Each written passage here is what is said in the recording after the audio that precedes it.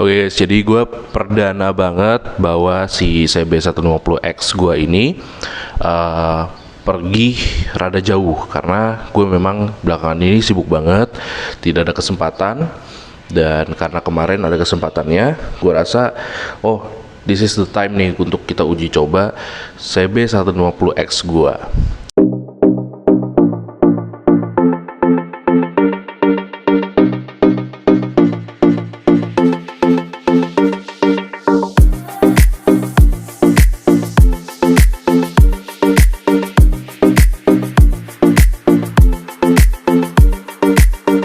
Jadi di video kali ini gue ingin menjabarkan apa yang gue rasakan selama gue pergi cukup lama di atas motor. Apakah ada kekurangan yang sangat berefek kepada driving experience daripada atau riding experience ya jatuhnya ya, daripada si CB150X ini, atau ternyata overallnya bagus gitu. Jadi kita akan membahas satu persatu. Yang pertama, ini kenapa begini? Yang pertama, gue pengen jelasin bahwa CB150X ini seharusnya memang diciptakan untuk berpergian jauh gitu ya. Nah, terlepas mungkin ada yang berkomentar, menurut gue kalau motor adventure harusnya jadi jari velgnya gitu kan, harusnya udah ada rak atau udah ada holder atau apa namanya si pemopang untuk si sidebox gitu kan. Nah, terlepas dari itu semua, menurut gue itu opsional gitu, dan ini udah lumayan oke lah gitu loh, si CB150X ini. Jadi udah bisa dibilang the real adventure bike, memang di kelas entry level gitu ya.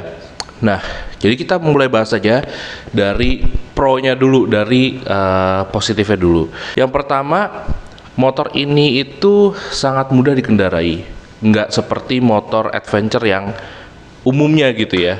Kenapa demikian? Mungkin yang gue tangkap adalah karena dia masih menggunakan kaki-kaki yang sama dengan CB150-nya sendiri, CB150R yang regular bike gitu loh, yang dia street fighter.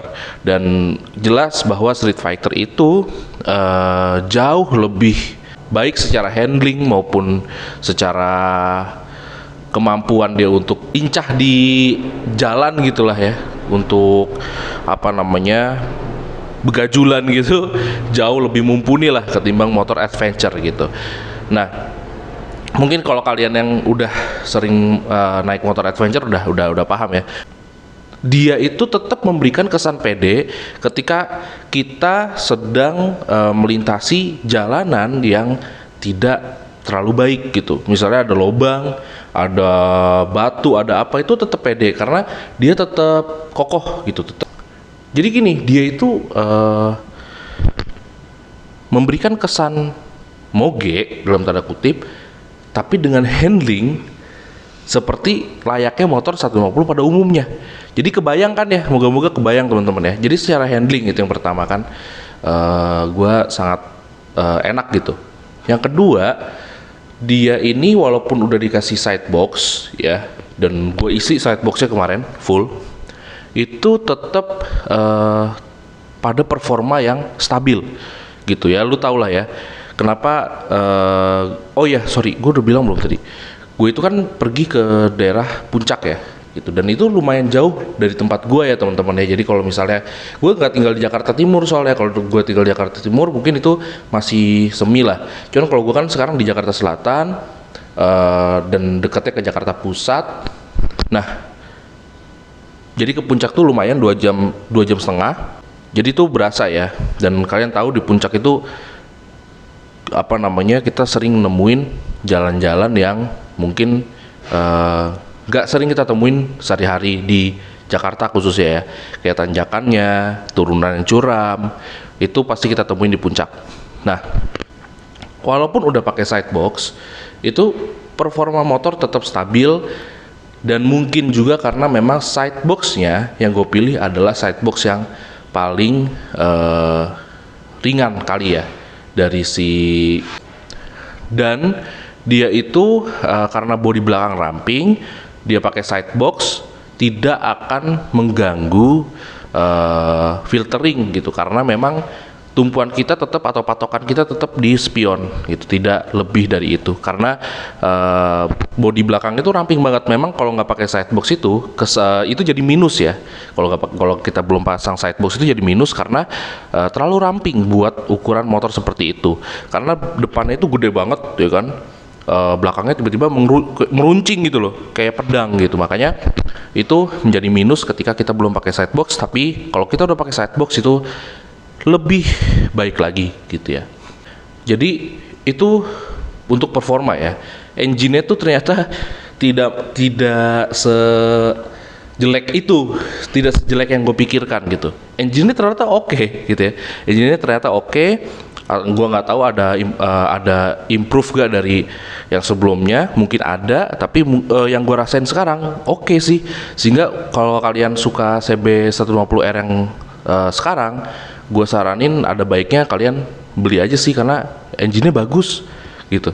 Nah, kebetulan juga gue itu udah pakai gear yang beda ya, gear depan belakang yang beda dari aslinya. Ukurannya gue lupa guys, mohon maaf, tapi yang jelas kalian konsul aja lah ke bengkel masing-masing, bengkel langganan masing-masing, pengennya gimana, karena gue waktu itu konsul, gue pengennya tuh pokoknya napasnya itu bukan napas ya, perpindahan giginya nggak terlalu cepat, tapi juga nggak terlalu lama, jadi kayak setengah-setengah lah gitu. Jadi harus lebih menyesuaikan aja sih ke diri sendiri gitu. Kalau gue kebetulan saat itu ya seperti itu pengennya. Jadi kalau kalian ada yang kepengen gimana berbeda sama gue dikit atau gimana, itu ya tanyain aja langsung, konsul aja langsung ke montir langganan masing-masing ya gitu. Nah, jadi mungkin itu juga yang membuat gue lebih fun sih menggunakan motor itu kalau kita bahas secara performa dan lain-lain ya, yang berkaitan dengan jalannya motor itu. Nah, terus yang ketiga selanjutnya itu adalah driving position, udah pasti ya, riding position. Karena riding positionnya itu sangat-sangat enak lah gitu ya. Gue kan kemarin berdua sama temen gue namanya Torik, dia itu bawa ADV-nya Sabi kan, bawa ADV Sabi. Gue sempet tukeran tuh karena gue sempet kram betis gue ya, biasa umur ya. Gue tuh sempet kram betis gue tukeran sama si Torik pakai ADV-nya Sabi. Ternyata udah kebiasaan bawa CB150X, karena gue ke kantor juga pakai CB150X. Itu membuat gue tidak terbiasa sama riding positionnya ADV ya, dan ternyata ADV itu membuat sakit pinggang. Gue baru ngeh gitu. Tapi kalau CB150X ini enggak gitu ya. Tapi nanti ada minusnya ya. Di riding position juga ada minusnya. Jadi ada plus ada minusnya juga. Tapi nanti ya saat kita membahas minusnya. Jadi kita bahas plusnya 5, bahas minusnya 5. Nah, ini ketiga, riding positionnya sangat-sangat mumpuni lah gitu. Gue mau ke Bandung juga ayo lah gitu. Cuman waktu itu kan kemarin ya gue mikir kan, wah Seninnya gue udah harus kerja lagi, jadi gak mungkin gue ke Bandung. Kalau misalnya pun diajak ke Bandung dan gue free, gue sih aman-aman aja, karena ya motor gue enak gitu, dan surprisingly gak ada rasa gimana-gimana di pinggang gitu ya, dan enak banget. Nah, yang keempat itu adalah shock soaknya sih ya, kakinya, terutama shock soak yang gue garis bawahi gitu, yang gue tebelin nih. Shock soaknya itu emang nggak pernah gagal ya soak ya, heran gue, kayak nggak tahu deh yang lain ya. Cuman selama gue pakai shock soak, baik itu dulu di CBR 250 RR sama di sini CB 150X, itu gue nggak ada komplain sama sekali, dan itu menurut gue sangat pas di hati gitu loh. Kayak, lu ngerti gak sih, kayak gue tuh belum pernah pakai shock bawaan pabrik yang sepas ini ya. Ini buku gue nggak di endorse sama sekali ya kan, siapa gue gitu. Gue cuman menyampaikan perasaan gue yang sejujur-jujurnya gitu loh teman-teman. Gue sangat, kok nih ada nih shock yang pabrikan ya, bawaan pabrik, tapi kok seenak ini gitu loh. Dan itu membuat gue makin seneng aja sih gitu, makin seneng bawanya gitu. Nah, terus yang kelima terakhir dari sisi positifnya adalah ini motor irit teman-teman. Jadi bayangin ya, ADV-nya Sabi tuh pokoknya naik turun itu kurang 2 batang teman-teman. Motor gua itu kurang 1 batang. Ntar kalian bisa lihat, nanti gua kasih previewnya. Kurang 1 batang doang. Jadi kalian bisa ya melihat ya dari situ gitu loh, bahwa ini motor tuh memang bener-bener irit gitu loh ya. Jadi motor irit, entah karena mungkin ADV-nya Sabi udah main kirian by Barok ya, tune by Barok, atau memang kayak gitu dari standarnya. Cuman kalau gua pribadi motor gue ya irit gitu ya, tapi maklum sih karena motor gue motor gigi ya mungkin ya, sementara motor Sabi, motor ADV itu adalah motor matic. Nah gitu.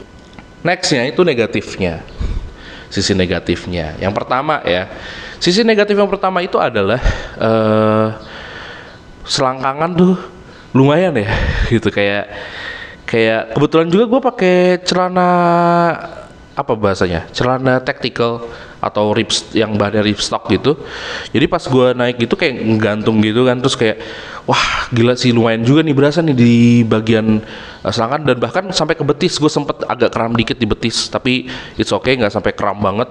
Terus ya udah gue istirahat bentar, terus gue lurusin gini gitu. Dan entah kenapa yang kedua adalah posisi injekan rem di footstep itu kayaknya itu tidak support dengan kaki sebesar gua kayaknya. Jadi untuk menggapainya itu kita untuk menginjak ya itu bisa kita kan begini nih posisinya, karena kan kaki kita mungkin agak gede ya. Jadi kan kalau gini nggak enak ya, terlalu bentrok sama mesin gitu ya. Jadi kalau mau nginjek rem itu kita harus gini dulu nih. Dan itu membuat lama-lama tuh dengkul itu lumayan tuh berasa tuh. Yang ketiga itu joknya ya kan. Joknya itu guys harus ditebelin lah pokoknya. Kalau apalagi buat badan sebesar gue ya, harus ditebelin karena kalau enggak itu lumayan berasa capek. Nah, terus yang keempat itu adalah getar yang tetap gue selalu komplainin dari motor-motor Honda. Getarnya itu tidak main-main ya teman-teman ya. Kayak ya udah gitu, kesemutan lah ya, dan lu tau lah yang kesemutan apa, nggak usah diperjelas. Jadi itu membuat sedikit tidak nyaman aja, tapi overall enak sih gitu ya. Dan yang terakhir, yang kelima adalah gua rasa windshieldnya itu atau windscreennya itu bagi gua tidak terlalu berpengaruh ya, karena mungkin gua tinggi kali ya, gua 177 something. Windscreennya itu bagi gua tidak menutupi ya, kayak ya udah gitu, ya udah ada windscreen udah gitu, kayak ya udah. Jadi ya lu ngerti gak sih maksud gue, kayak ya udah ada gitu loh, ada gitu. Jadi pas gue naik kayak ya udah ada gitu loh, kayak ya udah nggak nutupin juga gitu, ya udah. Itu sih paling gitu.